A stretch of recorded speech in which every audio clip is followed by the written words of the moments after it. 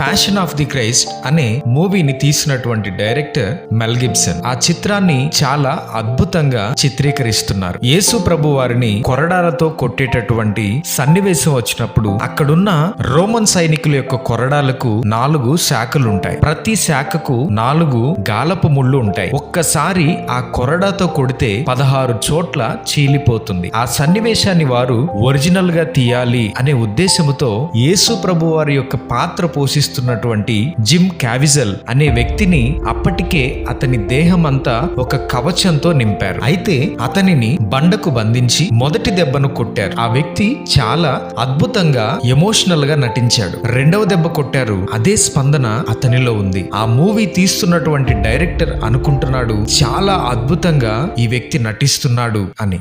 ఆ కొరడాతో 3వ దెబ్బ కొట్టేసరికి జిమ్ క్యావిజల్ అనే వ్యక్తి గట్టిగా అరుస్తాడు. ఎందుకనంటే అతని శరీరంపై అమర్చినటువంటి ఆర్టిఫిషియల్ స్కిన్ దాటి ఆ కొరడాకు ఉన్నటువంటి ముళ్ళు అతని శరీరాన్ని గుచ్చి చీల్చివేసింది. ఆ వ్యక్తి తట్టుకోలేకపోయాడు. రక్తము దారలుగా కారిపోతుంది. వెంటనే హాస్పిటల్ కి ఆ వ్యక్తిని తీసుకుని వెళ్లారు. ఆ ఒక్క కొరడా దెబ్బకు ఆ వ్యక్తికి 16 కుట్లు వేశారు. అప్పుడు జిమ్ క్యావిజల్ అడుగుతాడు, మెల్ గిబ్సన్, యేసు ప్రభు వారిని నిజంగా ఎంత భయంకరంగా కొట్టారా? ఒక్క దెబ్బ నేను తట్టుకోలేకపోయాను. 16 కుట్లు పడ్డాయి. యేసు ప్రభు వారిని ఇంత భయంకరంగా హింసించారా అని అడుగుతాడు. అప్పుడు మెల్ గిబ్సన్ చెప్తాడు, మనము తీస్తున్నటువంటి ఈ చిత్రంలో యేసుక్రీస్తు ప్రభు యొక్క వేదనను, ఆయన పొందిన శ్రమలను 40% మాత్రమే చూపిస్తున్నాం. ఆయన పొందినటువంటి వేదన చాలా గొప్పది. దానిని భరించటం ఎవరి తరం కాదు అని కొన్ని విషయాలు